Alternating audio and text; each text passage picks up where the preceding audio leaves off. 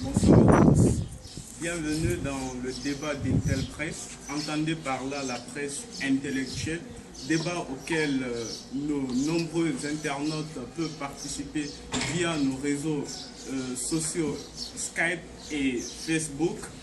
Cela dit, initialement prévu du 20 au 22 juin 2014 plutôt, le forum de l'étudiant guinéen au Maroc ne s'est pas tenu et pour des raisons non encore élucidées.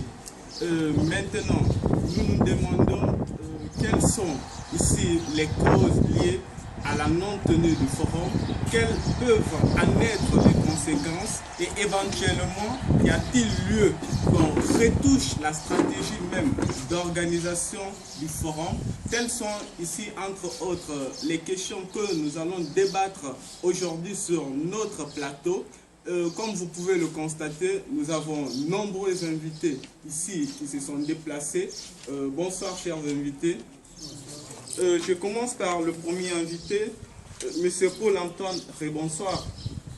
Monsieur Paul-Antoine, je vous rappelle que vous êtes le président de la commission d'organisation du Forum de l'étudiant guinéen au Maroc. Vous êtes masterisant en droit des relations internationales. Vous êtes parallèlement... D'accord. Droit des relations d'affaires. Vous êtes parallèlement le président de la commission scientifique de la CEGIM. Monsieur Chérif Boubacar, bonsoir. Bonsoir. Vous êtes masterisant en affaires internationales à la faculté des sciences juridiques, économiques et sociales de Mohamedia. Vous êtes le président de la section thèmes et invitations. Et voilà, vous êtes l'un des invités à cet événement aujourd'hui. Et en troisième lieu, M. Kourouma Oumar, bonsoir. Bonsoir. Vous êtes doctorant en histoire du droit international africain. Parallèlement, vous êtes membre de la cellule thèmes et invitations. Voilà. Assistant de la cellule thèmes et invitations. M. Keta, bonsoir. Bonsoir. Vous êtes le vice-président de la commission scientifique de la CEGIM. Vous êtes doctorant, je crois, en études islamiques. Et parallèlement, vous êtes membre de la cellule partenariat et sponsoring. Voilà. Ibrahim Souri Sissé, qui est le président de la Sésame Mohamedia. Et je disais tantôt que, par ailleurs, nous avons eu à inviter et le président du bureau exécutif central et le président du conseil consultatif. Mais finalement, on a remarqué qu'ils se sont contremandés. Et voilà, nous aimerions que chacun soit là autour, bien sûr, de ce plateau, afin que nous débattions des choses qui sont les nôtres. Alors, on va commencer ce débat. Je me tourne pour l'heure vers mon premier invité, à la personne, bien sûr, de M. Paul-Antoine. Monsieur Paul-Antoine, vous avez l'honneur de répondre à notre première question. Quelle explication donnez-vous à la non-tenue du forum, Monsieur Paul-Antoine? Très bien. Avant tout, je vous remercie pour l'initiative. Je remercie également l'Assemblée ici présente. Tout à l'heure, dans votre introduction, vous avez parlé d'envisager les conséquences. Je crois que d'abord, c'est très difficile de parler de conséquences étant donné qu'on ne connaît même pas les véritables causes de ce report. Ce qui reste évident, il y a eu quelques informations dont nous disposons qui sont plus ou moins véritablement fondées. Ce qui reste d'abord important est de constater que durant notre séjour à Conakry, il y a eu quelques difficultés et jusqu'à la date du 17, il n'y avait aucune information liée à la non-tenue de l'événement. Donc nous avons contacté beaucoup de personnes, beaucoup de ministères d'ailleurs. Il y avait certaines personnes qui avaient d'ailleurs confirmé leur présence. Tout à l'heure, quand vous allez toucher le chef de section thème et invitation, il va vous faire comprendre un peu la plupart des invités qui devaient prendre part à l'événement. Et donc, on avait eu des subventions. Donc, de notre côté, du point de vue organisationnel, on pouvait s'attendre à quelque chose de réalisable parce que tous les moyens étaient fin prêts. Cependant, au niveau de la section sponsoring, il y a eu des difficultés à Conakry parce que, comme vous le savez, il y a d'ailleurs l'association La Séguine, l'association des anciens de La Séguine qui organisait parallèlement une journée de retrouvailles le 20.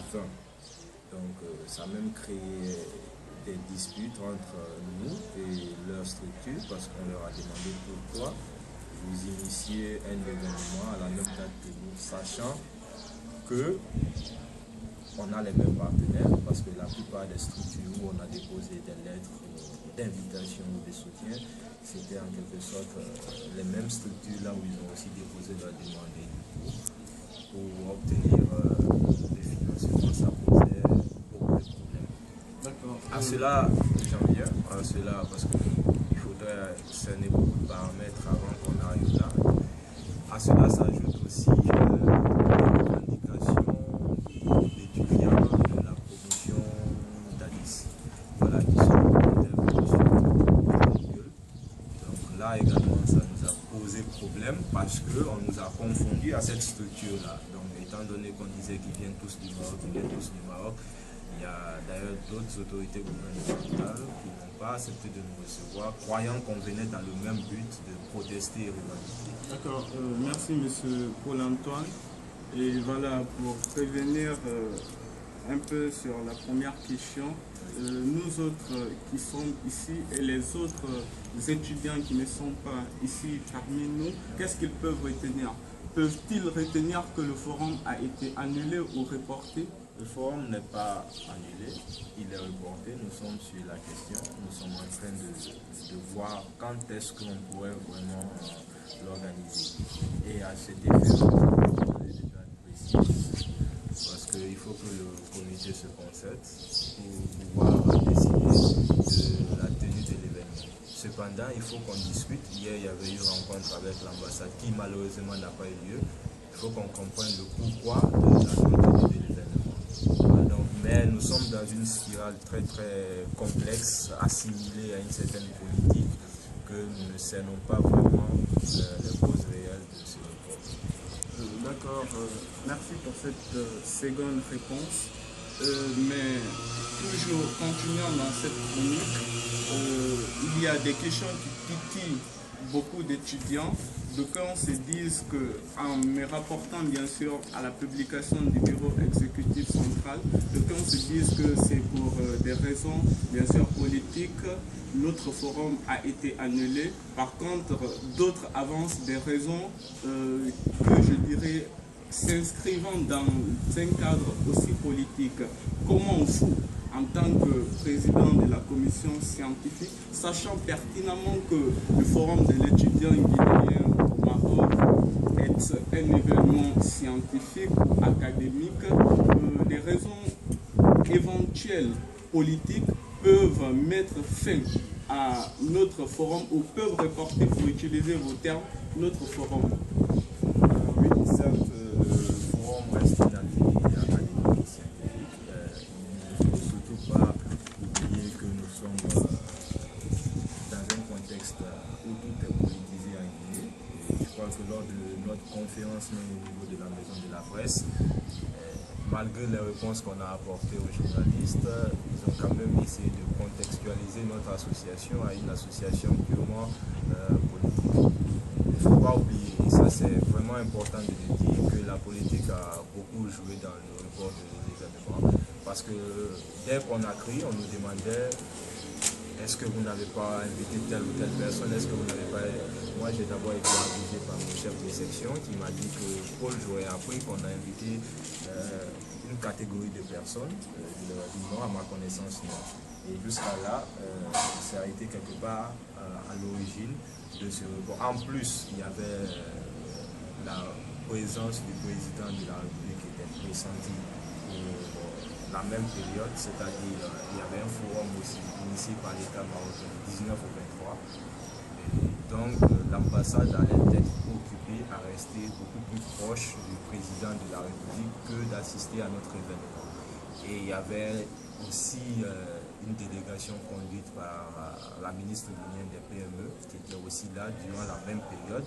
Et ça fait qu'il y avait assez d'amalgames qui ont fait vraiment qu'on ne savait même pas pourquoi ce forum, parce qu'il y a eu 2 forums qui ont été reportés. Le nôtre et un autre forum auquel devait assister le conseiller spécial du Premier ministre chargé des questions économiques et monétaires, qui devait même intervenir sur l'une des conférences au niveau de la mécanisation et de l'industrialisation. Donc tout ça, ça a été reporté. Voilà.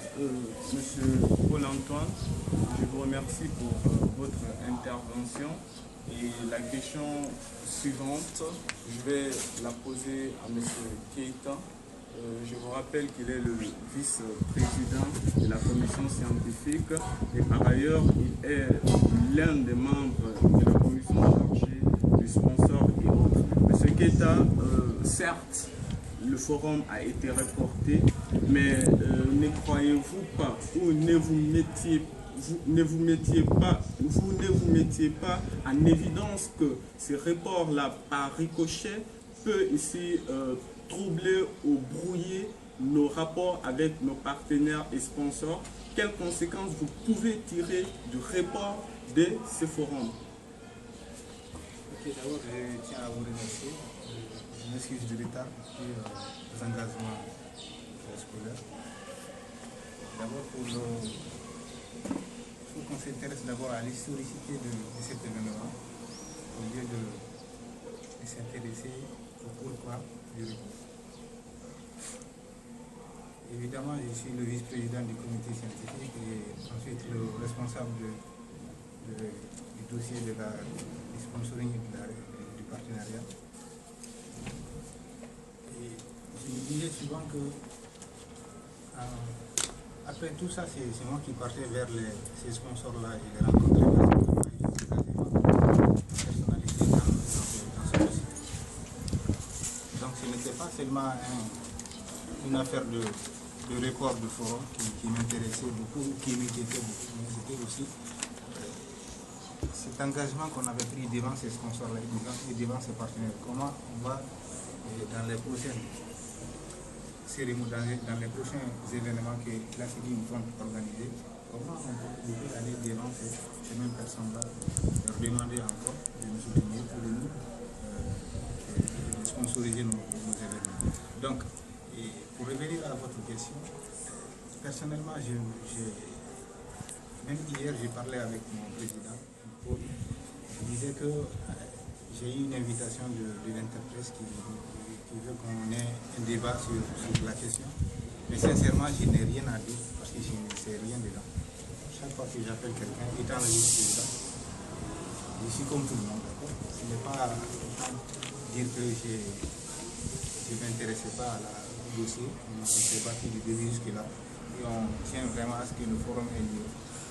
Mais les informations liées au report ou à l'annulation du forum, je ne peux dire quelque chose. C'est justement la question concerne bien sûr les conséquences que le report du forum peut ici peut entraîner. Vous avez dit tout à l'heure, si j'ai vraiment bien entendu, que le report du forum a par conséquent, il faut se mettre en évidence, troubler ou brouiller notre image auprès de nos partenaires et sponsors. Et voilà, devant cette question, quelles sont ici les stratégies que vous, en tant que chargé alors, du dossier sponsoring et partenariat, vous pouvez envisager pour que alors, dans le futur, ces partenaires puissent alors, nous remettre cette confiance dans le temps? C'est une très bonne question par rapport à ces sponsors et des partenaires. Dès l'annonce du report ou de l'annulation du forum. Je me suis confronté à une situation vraiment délicate parce que ces personnes-là se mettaient à m'appeler et je ne savais pas quoi dire. Je vous donne juste un exemple. Une femme que vous connaissez peut-être, elle est la responsable du partenariat de la Polyclinique internationale de Rabat. Elle m'appelait le jour précédent le report du forum, elle m'a appelé beaucoup de fois, une dizaine de fois. Chaque fois, jusqu'à 22h, elle n'arrêtait pas de m'appeler. C'est comme si elle aussi, elle se sentait en danger. Elle me disait, ah, mon ami, ça va pas.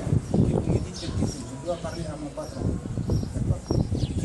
Qu'on a vraiment une très bonne relation avec la Guinée et que tout le monde sait ça. Ils veulent préserver cette relation, cette amitié qui est entre la Guinée et la Guinée. Parce que la plupart de leurs clients sont des Guinéens. Surtout ces derniers temps, ça a un peu changé. Sinon avant, c'était vraiment des Guinéens qui sont les premiers clients de leur clinique. Donc, pour ce fait, les conséquences de ce report ou de cette annulation du forum, c'est énorme. Pouvez-vous en citer? En fait, c'est la moindre des choses.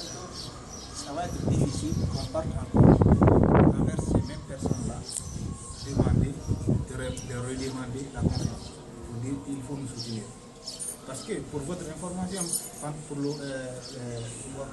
la banque Wafa Bank, Attijari Wafa Bank, ils nous ont dit cette année, lorsqu'on a déposé le dossier de sponsoring, ils nous ont dit, l'année passée, apparemment vous avez déposé les mêmes dossiers pour les mêmes forums. On a dit effectivement, et le forum a été à Kenitra. Et ils nous ont dit, nous on n'a pas entendu, on n'a rien entendu de ce, on n'a rien entendu de ce forum-là. D'accord? Comme pour nous dire que vous nous demandez de l'argent, on ne sait même pas comment l'argent est utilisé. Il n'y a même pas d'archives qui puissent mentionner notre rôle dans l'organisation de ces forums-là. À plus forte raison, quelqu'un qui, à la dernière minute, comme le cas de la Polyclinique par exemple, la femme qui est chargée de faire les affiches et des banderoles, je te dis, depuis 7h30, elle m'appelait pour que je puisse l'envoyer le logo de l'association pour qu'elle puisse imprimer l'affiche. C'est à Paul même que j'ai demandé de l'appeler pour leur dire que le forum n'aura pas lieu de faire. Merci, monsieur Keita. Merci, monsieur Keita. Vous allez avoir autant de fois la parole, monsieur Paul. Et pour l'heure, on constate que de part et d'autre, de vous dire bien sûr qu'il y a suffisamment de problèmes qui ont entassé bien sûr la tenue ou la non-tenue du forum de l'étudiant guinéen au Maroc 2013. Et voilà, devant toutes ces questions, ne trouvez-vous pas qu'il soit judicieux que même la stratégie d'organisation du forum soit ici changée? Et cette question, je la pose à M. Kourouma. Bonjour. Donc, je voudrais vous remercier, comme l'a fait Paul, de l'organisation de cet échange-là qui permet d'informer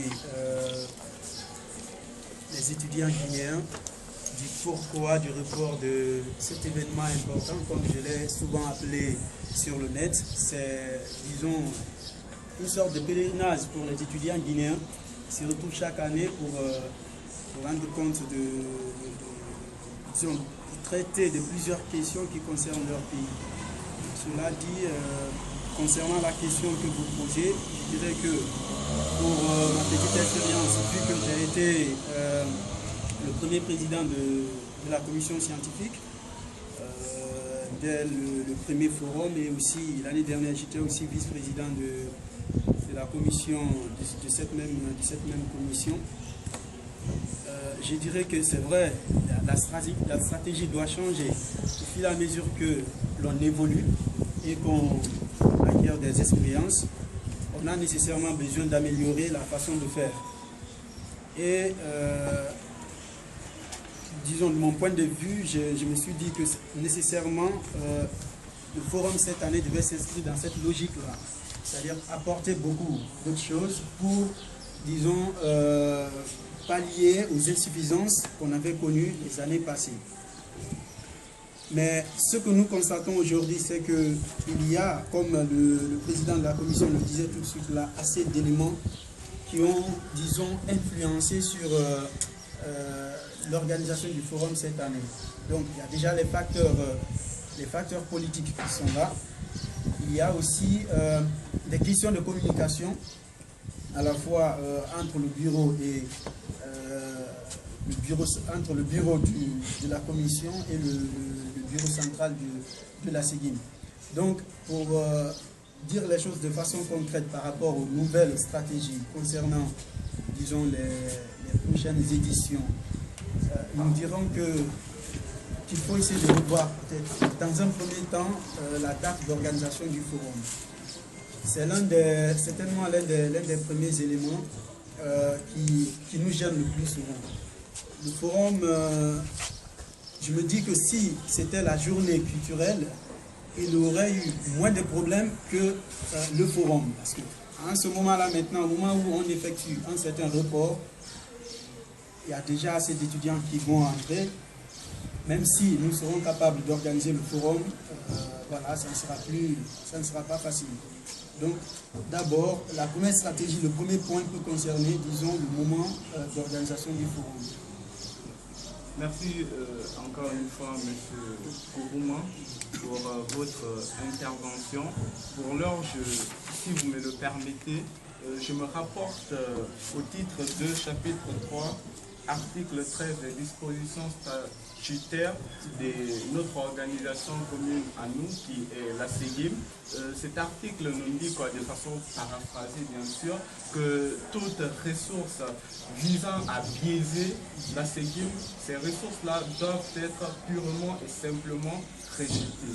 Alors, devant ces schémas précis, on remarque que, il faut le dire et il faut se mettre en évidence que l'ambassade de Guinée influence sur, bien sûr, nos différentes décisions. Ainsi, M. Kourouma, ne trouvez-vous pas, encore une fois, judicieux que nous migrons vers les partenaires privés au lieu que nous soyons ici, voilà, je dirais, soumis à l'ambassade? C'est une question intéressante. C'est l'une des questions qu'on a discutées même les années passées dès le départ. La question de la dépendance de la SEGIM de façon générale même vis-à-vis de l'ambassade. Seulement que, en toute intelligence ou avec vraiment pragmatisme, il faut dire que c'est une question qui c'est pas dépassable. C'est-à-dire qu'on ne peut pas se détacher de façon absolue de l'ambassade. Ce qui ne signifie pas qu'on ne peut pas diversifier nos partenariats. Et je pense que les travaux qui sont effectués au niveau des commissions de la section sponsoring visent essentiellement cela. Parce que, où que l'on aille, moi je suis certain d'une chose, c'est que notre premier partenaire sera l'ambassade. Parce que ici, c'est un forum, certes, des étudiants, mais il y a des responsabilités du point de vue juridique qui sont là. En tant qu'étudiants guinéens au Maroc, nous relevons dans un premier temps de l'ambassade. Disons la responsabilité de l'ambassade. Donc, pour ce faire, notre premier partenaire sera nécessairement d'abord l'ambassade. Mais n'empêche que l'on ait d'autres partenaires qui puissent financer l'événement. Seulement, et c'est ce qu'il est important de connaître, quels que soient les autres partenaires qu'on pouvait avoir pour cet événement, si l'ambassade nous demandait de l'annuler ou de le reporter, cela allait nécessairement se faire. Parce que c'est l'autorité, disons, juridique et politique qui représente la Guinée au Maroc. D'accord, merci pour votre réponse. Et M. Ibrahim Soro Cissé, la question est valable également pour vous. Est-ce que ce n'est pas nécessaire ou judicieux qu'on tourne la page, enfin pas tourner totalement, mais qu'on essaye en effet d'aller plus vers les partenaires privés que vers l'ambassade? D'abord, je vous remercie M. Bava, je remercie l'Interpresse qui a initié cette rencontre. qui est on ne peut plus capital dans la marche générale de notre association.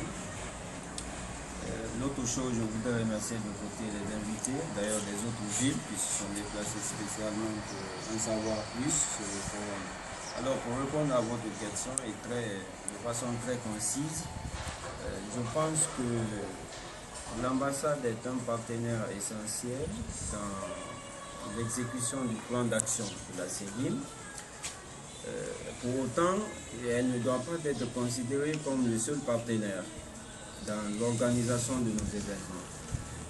Malheureusement, tous ceux qui ont dirigé la CEGIM centrale pensent que sans l'ambassade, on ne peut rien organiser. C'est très grave, c'est très dangereux.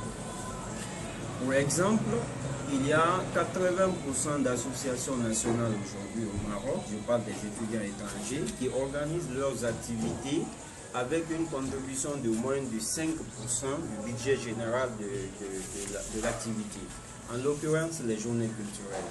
C'est le cas de la Guinée, de l'Angola et de la Guinée équatoriale.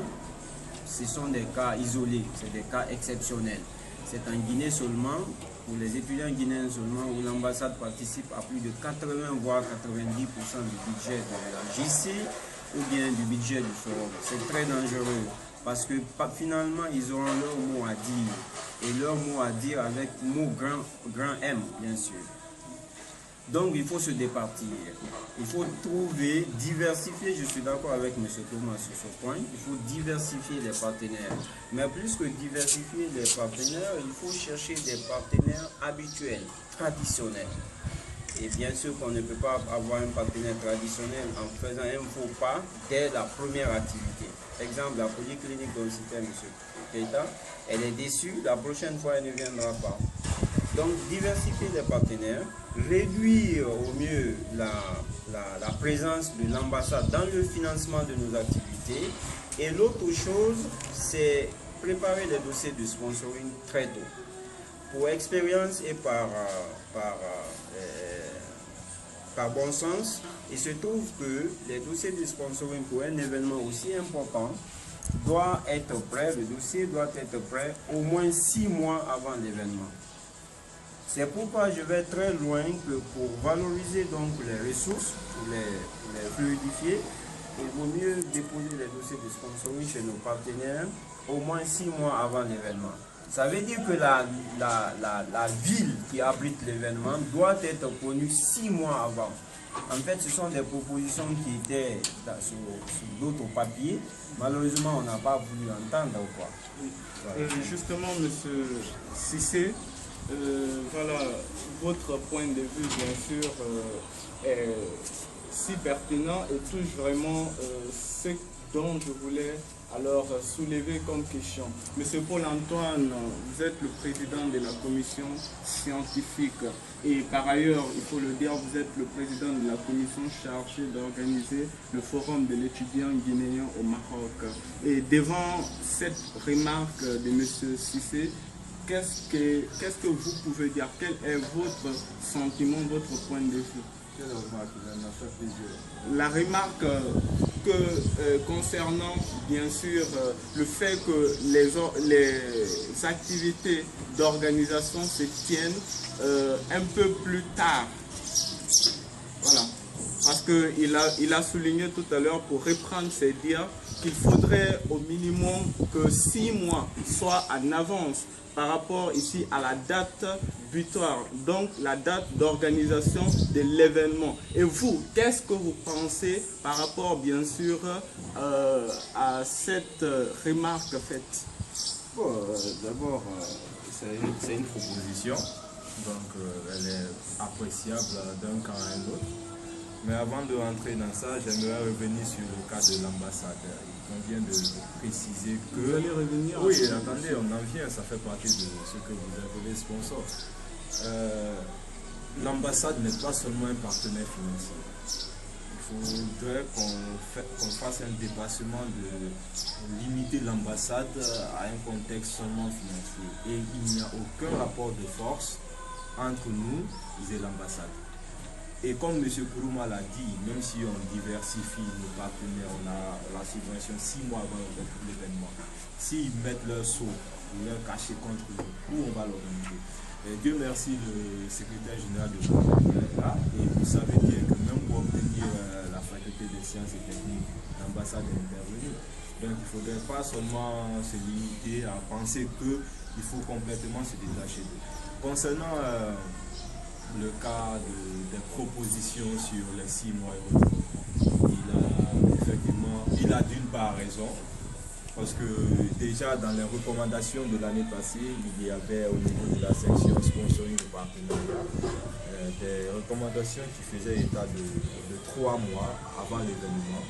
Et ça, même dans les recommandations, parce que nous avons fait le rapport final de l'année passée en compagnie de Chimela et 2 autres personnes, et M. Krouma. Donc ça faisait partie des revendications. Mais vous savez, nous, notre organisation, au niveau de la SEGIM, n'est pas la même façon que certaines autres communautés.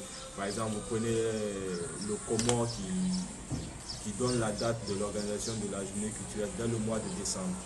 Nous, on a la journée culturelle, on a le forum, on a d'autres activités. C'est pas facile parce que rares sont les associations aussi dynamiques que la SEGIM ici au Maroc. Voilà, donc si vous déposez par exemple des dossiers de sponsoring concernant le forum 6 mois avant, vous comptez déposer par exemple des dossiers concernant la journée culturelle des scientifiques à quel moment? Quand est-ce qu'on doit faire le renouvellement des bureaux? Vous voyez, sur la forme, c'est des choses qui nous paraissent faciles à dire. Mais dans le fond, il y a beaucoup de choses, beaucoup de paramètres qu'il faut vraiment saisir. Vous voyez, par exemple, si nous reportons ce forum, ce laisse qu'au mois de novembre ou octobre, qu'est-ce qui nous fait comprendre que ça sera ce bureau qui va organiser l'événement? Or, c'est quelque chose qui est dans leur plan d'action. Donc, en matière de délai, il faudrait faire attention parce qu'il y a les activités, la journée culturelle et le forum, c'est pas près de 3 mois d'intervalle ou 4 mois d'intervalle. Il y a d'autres paramètres qu'il faut vraiment servir. En tout cas, pour le minimum, là, je suis quand même d'accord qu'il faut déposer au moins les dossiers 3 mois avant, c'est vraiment raisonnable. Voilà. D'accord, monsieur Paul-Anton. Et cette fois-ci, je viens vers notre invité, monsieur Chérif Aboubakar, toujours dans le cadre de la retouche, voilà, des stratégies d'organisation du forum. Vous êtes chargé, monsieur Chérif Aboubakar, de la cellule, vous êtes le président bien sûr de la cellule thème et invitation. Ne trouvez-vous pas, monsieur Chérif, encore plus nécessaire et beaucoup plus attrayant qu'on choisisse alors des personnes libres d'esprit, c'est-à-dire les personnes qui n'ont pas leur analyse ou réflexion à avoir ou qui sont libres dans leur analyse par rapport bien sûr aux personnes que je dirais membres du gouvernement, puisque on entend par-ci et par-là que le forum serait un conseil des ministres. Voilà. Merci pour votre question, M. Maxi. Je tiens à vous remercier d'abord pour l'invitation que vous nous avez apportée. Et je remercie évidemment aussi la SEGIM de mon média pour nous avoir conduits dans ce cadre. Pour répondre à votre question, avant je voudrais revenir, si vous le permettez, aux objectifs du forum. Vous savez, quand on organise un forum, quand on organise une activité, il y a des objectifs qui sont derrière toute action. Et en ce qui concerne ce forum-ci, vous avez vu certainement à travers les publicités que nous faisions dans nos communications, à travers même le programme ou les dossiers de sponsoring que portaient ceux qui sont devenus sponsors, il est inscrit que l'un des objectifs principaux de ce forum, c'était quoi? C'était de créer un cadre d'échange. Un cadre d'échange en qui et qui? Entre nous étudiants, d'abord entre nous-mêmes, nous retrouver, discuter des problèmes qui minent notre pays et éventuellement proposer des solutions dans ce cadre. Ensuite, c'était créer un cadre d'échange entre nous les étudiants d'une part et d'autre part avec ceux qui gèrent la vie socio-politique de notre pays. C'est-à-dire ceux qui gèrent des membres du gouvernement, comme vous l'avez dit, des gens de la société civile, etc. etc. Donc, quand on voit les choses comme ça, moi je dirais que c'est quelque chose de remarquable et de formidable. Et c'est une opportunité d'avoir en face des gens qui décident pour les destinées d'un pays et les futures élites d'un pays, qui se retrouvent dans un cadre et qui discutent. Donc, a priori, les premiers objectifs du forum, c'est ça, c'est-à-dire créer ce lien d'échange-là. Pour en venir à votre question, il est évident que pour discuter des questions qui minent notre pays, pour une question d'indépendance, pour une question de concision dans la réflexion et surtout de liberté d'expression, il est important d'avoir aussi, comme vous dites, des gens indépendants, des gens qui sont des consultants ou des gens qui sont libres d'esprit, qui peuvent se dégager de toute lourdeur ou pesanteur de bureaucratie pour essayer de parler correctement des enjeux de notre pays. Et donc, depuis cette année, ça aurait été la 3e édition du forum, si on avait organisé. Depuis la première année déjà, il y a eu des gens comme ça, des gens relativement indépendants. Donc, même cette année, dans le cadre de ce forum, on a invité des personnes qui répondent à ce profil. Il y a des docteurs, il y a un docteur qu'on appelle docteur Bano, que tout le monde connaît, qui est un sociologue, le docteur Alassane Chérif, qui est un très grand psychologue, qui a fait des livres de renommée. On peut parler aussi de M. Billo Diallo, qui est un grand professeur fiscaliste guinéen, c'est un consultant international. Donc, vous savez, ça ne manque pas. Ces gens-là, leur invitation, leur participation dans ce forum, ça n'a jamais manqué. Et du côté du comité, nous avons toujours pensé qu'il fallait aller ainsi. Mais maintenant, votre question elle est pertinente. Elle est très pertinente de savoir est-ce que nous pouvons faire de ce forum un conseil des ministres. Mais moi, je vous demande juste d'analyser les choses. C'est-à-dire, on a un objectif, créer un cadre entre ceux qui gouvernent et nous, les étudiants. Est-ce que avoir un ministre ou un membre du gouvernement dans ce cadre d'échange, est-ce quelque chose est-ce un élément de contre-nature par rapport aux objectifs principaux? Monsieur Chérif, sans vous interrompre, sans vous interrompre, vous allez revenir après, bien sûr.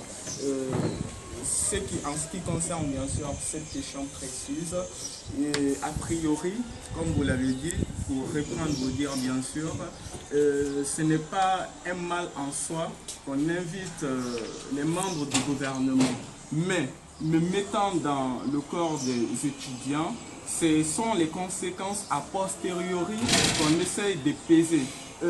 Quelque part, est-ce pas l'une des causes, bien sûr, de l'annulation du forum, puisque, voilà, on a choisi dans la majorité les membres du gouvernement, s'il faut toucher alors à la plaie directement. Est-ce que ces membres du gouvernement n'ont pas influencé sur alors, le report, la décision du report de l'événement, selon vous? Donc, c'est certain que votre question elle est pertinente. C'est sûr que, comme on l'a dit tout à l'heure, il y a des facteurs politiques dont nous ne connaissons pas les aboutissants ni les tenants, dont nous ne maîtrisons aucunement les enjeux. Nous sommes tous spectateurs. C'est sûr que cela a forcément influencé la tenue de ce forum-ci, ça c'est clair. En fait, ce que je voulais aller en venant à cette question, je voulais juste rappeler le cadre d'organisation du forum. C'est-à-dire que s'il doit y avoir des réformes, c'est-à-dire c'est les objectifs même du forum qu'on doit revoir généralement. On doit s'asseoir entre nous, discuter, avoir des réflexions pertinentes au lieu de créer des sortes de débats qui ne soient pas productifs. Vous voyez, des débats qui ne soient pas productifs plutôt. Et dans ce contexte, si on doit aller vers d'autres personnalités à part des membres du gouvernement, c'est vrai qu'on peut le faire, on doit même le faire. Juste à rappeler qu'il y en a, il y a des gens comme ça déjà, qui ont un profil indépendant.